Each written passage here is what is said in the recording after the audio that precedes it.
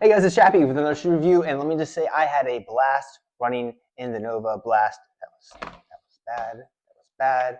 Bad. Let's try it again. My rival, my idol, you got me suicidal. My love, your rage, our dying claim to fame, our battle legendary, our fickle fraternizing. Hello everyone, thank you for watching, thank you for tuning in, and thank you for your time as always. So today I'm going to be talking about the new Novablast 6. Now before I get into all the specs and the details, basically the reason why you are watching this video, unless you're a family member or a friend trying to give me some likes and viewers, thank you. Thank you. I need them. Thank you. Also, from anyone from the softball community who tunes in, thank you for all the support. Just seeing people watch them, even if it's not a like and subscribe, it means a lot to me. It means that it's not entirely pointless, but I'm having fun doing it. So anyway, that's all that matters. All right, so the Novablast line has been, this is their 6th version, so it's been around for a while, and this has been their entry daily trainer, and the versions have changed quite a bit. Some years it is super soft, some years they firm it up, and the year they make it super soft again, so they never quite wait to know, but it's always one of their top sellers. In fact, I believe I've heard from other people say that the Novablast 5 was the highest used shoe on Strava. The reason why these are so good, or the Novablast line, is that they're a great entry-level shoe. They give you a bit of everything. They're soft. They're great uppers all the time. And it's very accessible in a very good way. And now these are obviously better, faster moving than the Nimbus is. So that's a good entry point into running. And in fact, that's actually how I got back into running. So every time I always talk about how long I was out injured. And so now that I'm back, or when I first started, when I'm like, all right, I'm gonna take up running again, I was looking for a running shoe and I didn't know where to start. As much as I loved all the fancy tech and all the new bells and whistles these shoes had, I knew that it was not for me yet. So I was looking for a nice cushioned shoe to protect my joints or everything, and I ended up with the Novablast 5. And for a while, I really enjoyed it, but it really bottomed out fast. The cushion was just too soft, so it didn't take long for me to be like, all right, let me retire these and use them for walking shoes, which I still have them for walking shoes, and I think they're fantastic for that. And I didn't see myself ever going back to a Novablast series again. I've improved my running.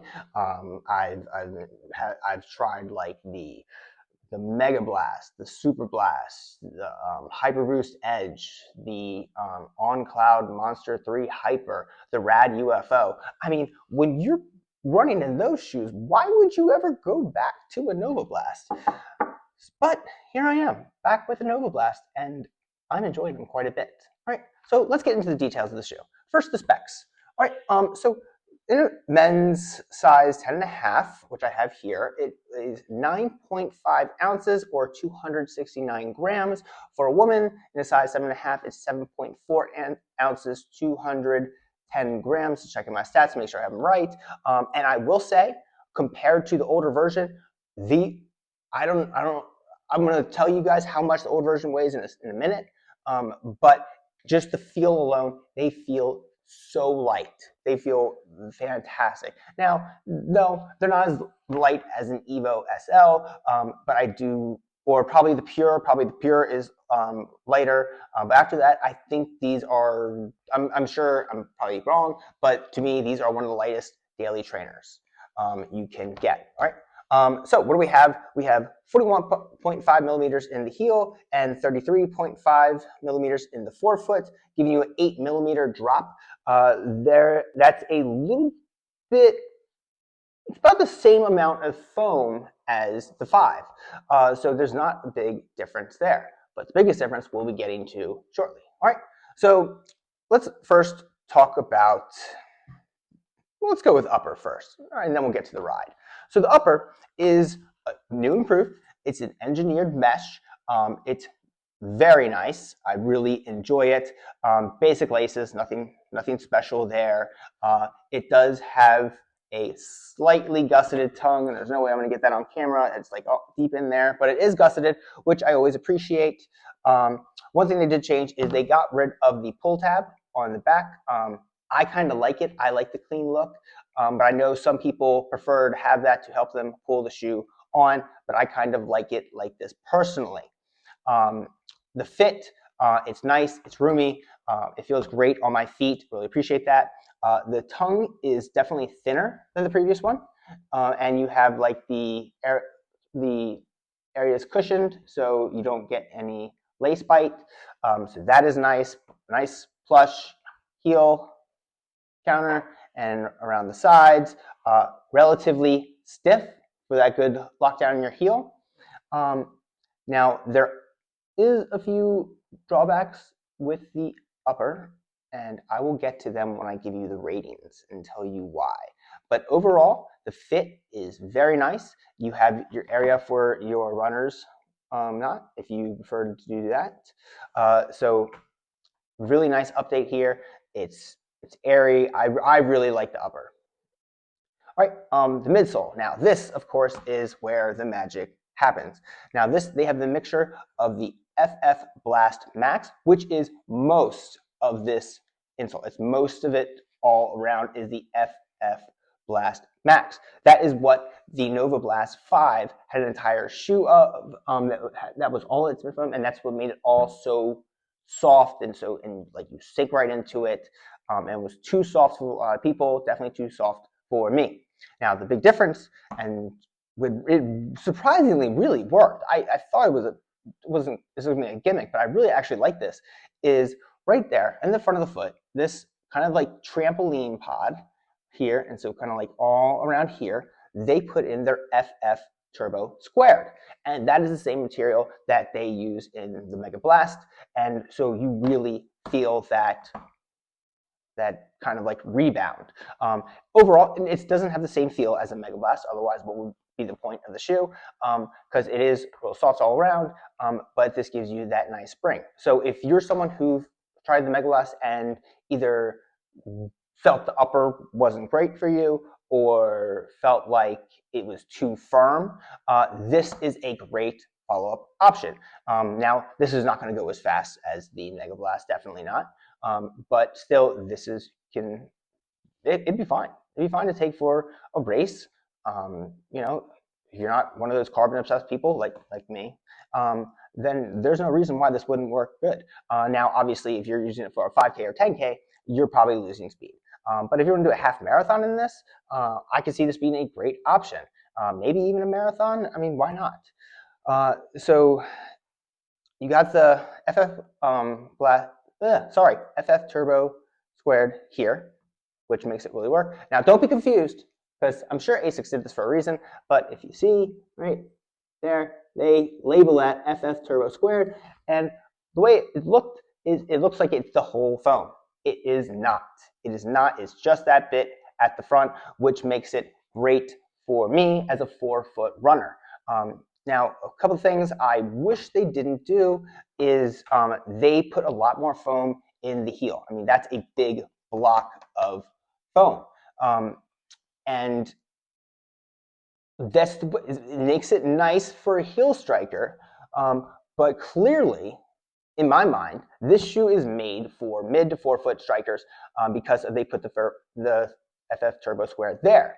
So this area should be like decreased some, maybe a lower drop, less foam, something different to make it that you're more able to land on your 4-foot and get that move forward, maybe more of a rocker, something like that. I think would have been better. Just take away some from the back foam.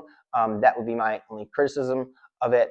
But it's a really good ride, and this is something that I feel like beginner runners and advanced runners can get a lot of use out of. All right, the outsole, they even improved that. Now they go on with the ASICS grip.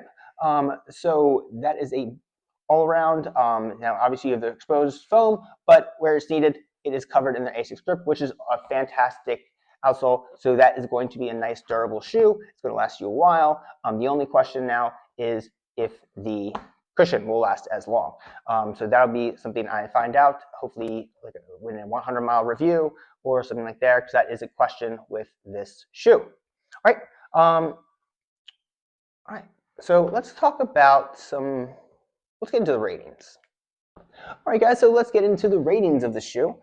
So starting with the overall design, I like it, but I am going to give it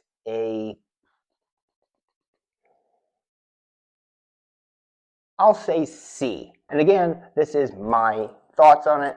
The reason why I give this C is, one, I talked about the grievance of too much foam back here. It's too much extra stuff, and I really think it could have looked a lot better and had a better ride overall if you took that away. But I am speaking as a kind of a 4-foot runner, so probably heel strikers would disagree with me, which is fair. But so that alone is not enough to dock it down to a C. But I do have a really big problem, and this is because I'm like OCD, I admit. But I have a problem with all the glue markings. I doubt you're going to see it on camera, but you can kind of see it right there. And then it goes, there's some on the front and there's some on the other side. And I've heard this from several other reviewers that they have glue like coming down the sides. Like this surprises me. Like, because ASICS is a great shoe company. It's one of the top shoe companies. It's one of the ones that fit my feet the best, and they have a great reputation. And you wouldn't see this on a Metaspeed. You wouldn't see this on the Megablast. You wouldn't see it on a Superblast. So why am I seeing it on the Novablast? Like, I don't know if it was a factory thing, but it's not messing the shoe at all. It doesn't change the ride or anything. But I do see those details, and it bugs me because we're paying a lot for these shoes, even though this is one of their lower price shoes. But that does bother me quite a bit. So that would knock it. Then with the foam and the heel, I'm going to give it I don't know, C feels unfair because it really is a good looking shoe. All right, I'll go B. All right, B for the overall design. All right, looking at the upper, so I'm going to not dock them a point for the glue because I already did that in the design. So for the upper overall, I'm giving this an A. I love the feel of it. It's a lot lighter. It has a lot more breathability than the 5. It holds everything real well. There's no pinch in the back. The 4-foot opens up nicely. So I think it's a great shoe that will fit plenty of people. So I'm going to give that an A. Going down to the mid foam, to the midsole, I'm going to give that a B. The reason why I'm giving that a B is because this is fantastic. This is annoying. Fantastic, annoying. Fantastic, annoying. So I'm going to give that a B. Now, this is coming from me as a 4-foot runner. Some heel strikers might be like, this makes it so much better. But I really think that if you took some of this away and gave it a more pronounced rocker, you would have had an incredible shoe, an absolutely incredible shoe. So that is my opinion. So we're going with B, A, B. Okay? So with me? All right. So finally, let's talk about the price. The price is $155, which is pretty fair. That's like your typical daily trainers. Now, what makes this price, trying to think of better words, what makes this price really worth it depends on the durability. And again, I don't know enough yet. A lot of people don't know enough yet. They haven't put miles in. But the Novablast 5 really felt like it wore out fast. So you were not getting that feeling. So that made the price like, oh, well, I'm paying $150 for a shoe that's not lasting too long. So that is a bit of a problem there. So price-wise, can I say undecided, inconclusive, unknown? Um, but uh, overall, feeling right now, when I get the shoe, when I put it on, and I think of the Zora, I think of the Pure, I think of the Evo SL, I think of the Mach 7, um, the Rad Synth, all of those daily trainers. I feel like I'm getting my money's worth with this shoe, so I'm going to give the price an A for now. But I do reserve the right to change that to lower if this shoe bottoms out fast or it does not last too long. All right. Thank you. All right, let's look at the final ratings. So, design, I gave it a B. Upper, I gave it an A. Midsole is an A. Price is an A. So overall, I'm gonna rate this as a standout shoe. One of my few standouts of the year so far. A lot of great shoes, but not standout shoes. But there's one. All right, next up, let's talk about rotations. What are you going to do with your Novablast 6 in the A6 lineup? Now, obviously, I could do a review for all these other shoe brands, but that would be a lot and endless combinations, and I don't want to do that. I don't want to do it. So I'm sticking with only A6. All right. So first, you're going to have your Max Trainer, your Max one, and of course, I'm always going to say the Superblast 3. I mean, you could use that for so many different things. That thing is a rotation in of itself, but I'm going to go with a solid Superblast 3 there. Right. So that is your long run shoe. That is your recovery shoe. Then you're going to go to your daily trainer, which would be these. All right. Now, some people might say the Megablast instead. I like these more because they are more forgiving. They're better for easy runs, for like a long easy run than the Megablasts are. Megablasts I feel like are up to go. So this would be my daily trainer choice. All right. So then you go to your speed, your interval shoe, and again, there's two options you can go with. You would go with either the Megablast, which is a great speed shoe. If you want to try to stay away from the carbon, which is fantastic, or you can go with their Magic Speeds. I did a review on them. They would be great for track. And the benefits of using the Magic Speed is you are kind of getting more training if you're going to your race day shoe, which would be one of your meta speeds, Sky, Tokyo, or Ray, depending on your choice and your foot strike.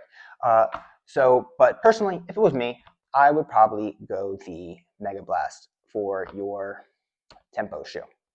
Right? I'm not saying don't run in carbon, but I feel like that'd be a lot of carbon. I don't know. And I just like the Megablast. So I'd probably go Megablast. Then, of course, like I said, you have your race shoe, which is going to be one of the Metaspeed shoes. That is completely your choice, up to you. That depends on your efficiency, on your preference. So I cannot decide that one. I mean, either way, you're getting a great shoe, whichever one you choose. So I choose shoes. Dr. Seuss here. So that's a 4 shoe rotation. Let's go to a 3 shoe rotation. 3 shoe. I'm always going to want my Max Trainer. That's going to be my Superblast 3. I'm going to have my daily trainer here, the Novablast 6. And then I'm going to probably go with a race shoe because this can do some pickups. Obviously, you're not setting any speed records, but you can use this on the track if you wanted to. So then I would have one of my meta speeds. That would be my 3 shoe rotation. All right, if I'm going for 2 shoes, this could be a great long run shoe. There's plenty of cushion to it, and it's nice and soft, and some get up. So I would take this, and honestly, I would take a Megablast. Now, typically, I would say take a race shoe, but the good thing about the Megablast is it can be a race day shoe, and I feel like you're not losing a lot, it not being carbonated, and you can also use the Megablast for other things. So you can really spread out your miles in training between this shoe and the Megablast. And of course, a 1 shoe rotation, these would work. If these were your only shoes, you could do long runs in them. You can pick up and do some intervals in them. You can do your daily runs in them, and you can race in them. All right. It wouldn't be my choice, but this is a perfectly fine shoe for that. All right. So, thank you. All right, now let's get into some comparisons. And first, let's compare it to the previous version 5. In the midsole, that's the big change. The version 5 had the full-length FF Blast Max, whereas the 6 now has the FF Blast Max with a FF Turbo Squared 4-foot pod. That's where you're getting a little bit more firm, a little bit more bounce. So that really changes the ride between them, whereas the Novablast 5 was more very soft, plush, and pillowy. The Novablast 6 is more bouncy. I would lean towards snappy and definitely slightly firmer. The outsole is definitely another upgrade, whereas the Novablast 5 had the standard AHAR. I don't know what that stands for, but it's a hybrid rubber layout, whereas the 6 has the upgraded A6 grip, which is significantly better in wet conditions. The upper material was previously an engineered jacquard mesh, which was honestly nothing wrong with that. I like that upper. But the A6 Novablast 6 goes to an adaptive breathable. It's an engineered woven upper. It does feel lighter, so I'll give it that. Now, I do have to say, one thing that I preferred in the Novablast 5 is it felt roomier, and it's more wide foot friendly, whereas the Novablast 6 kind of has a more tailored down version. It's a little bit snugger, it's more dialed in midfoot lockdown, so that could be great for some people and not great for others. Stability is about the same between them. I think because of the squishiness of the Novablast 5, I think the 6, I'm going to give it a little bit more stability, but nothing too much.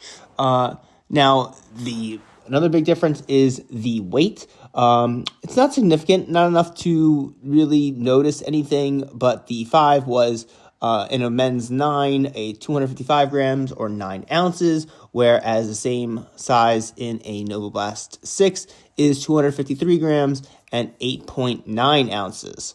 And then finally, the price, which is always important for deciding, is that the Novablast 6 comes in at a slight increase with $155, but the 5 you can get remarkably cheaper. I've seen it for $130 or less.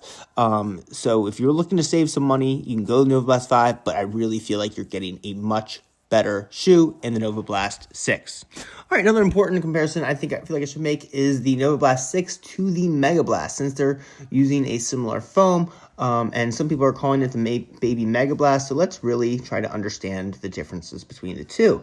All right, now your Megablast is more your high-performance super trainer. It's great for all conditions, not really great for daily runs, but you can easily take this in a race, tempos, steady mileage, which is great for that, whereas the Novablast 6 is more of your everyday daily trainer, something you can pull out, and it can do a bit of everything, but definitely not some things as well as the Megablast.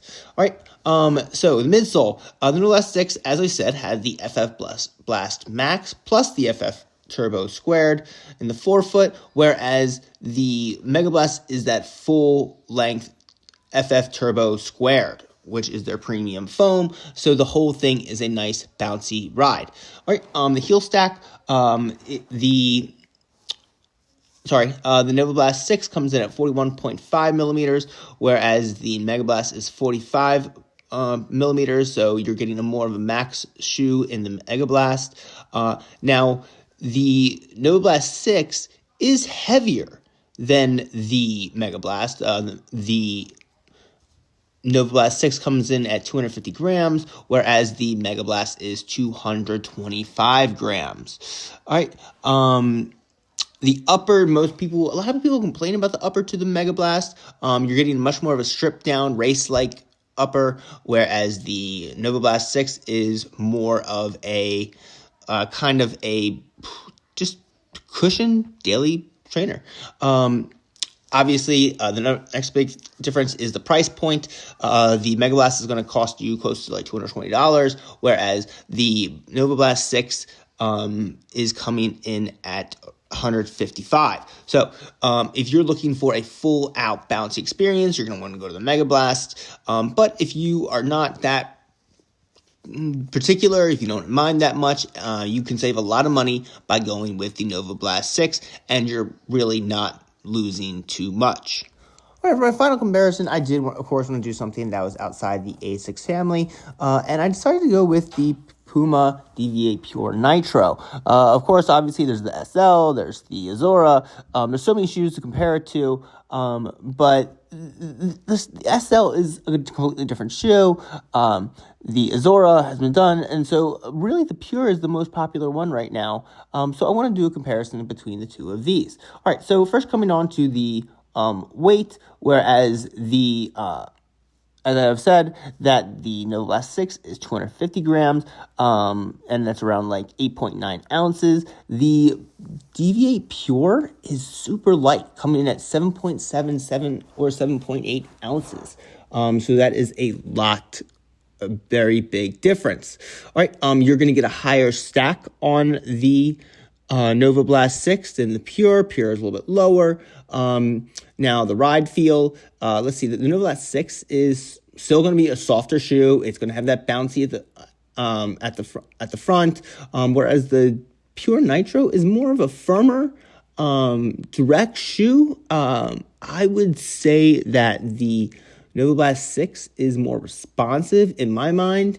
But that's me. Looking at the foam, as we said, with the Novablast 6 is the FF Blast Max plus the FF Turbo Squared, whereas the Pure Nitro uses just 100% nitrogen-injected PIBA Nitro foam.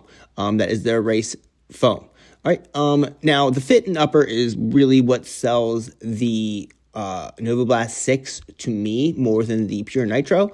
The Pure Nitro I found was it's definitely a more streamlined fit, a little bit narrow. Now I do hear it opens up once you use it a little bit, but it was just a bit tight for me. Whereas I felt like the Novablast 6 has more of a generous toe box, and it's like a more secure fit, but nothing too tight. And then of course I gotta give it to the Puma for their outsole. They're using their Puma grip, which is really one of the best in the the business of running shoes. Now, the Novablast 6 is not far behind with their updated A6 grip. All right, price wise, they're both coming in about the same price. I think the Pure is a little bit cheaper, so you're getting a great shoe either one. Based on my experience with them, I think it more comes down to the fit, because that's the biggest difference overall, and you get more direct feel with the Pure and more of a bouncy cushion feel with Novablast 6. All right, so that is a wrap on the Novablast 6. I think it's a great daily trainer. It definitely surprised me, and it's going to be, I don't know, it might be up there with one of my top 5 of the year, maybe top 10. We'll say top 10. There's still a lot of shoes coming out, but these are very good shoes. They're easy to pick up. I really like a lot of the colorways, which is always a plus. So I definitely recommend these shoes, and I hope you all stay safe, hot, stay cool, stay hydrated, and always remember, be bold, be fast, be you. Thank you for watching.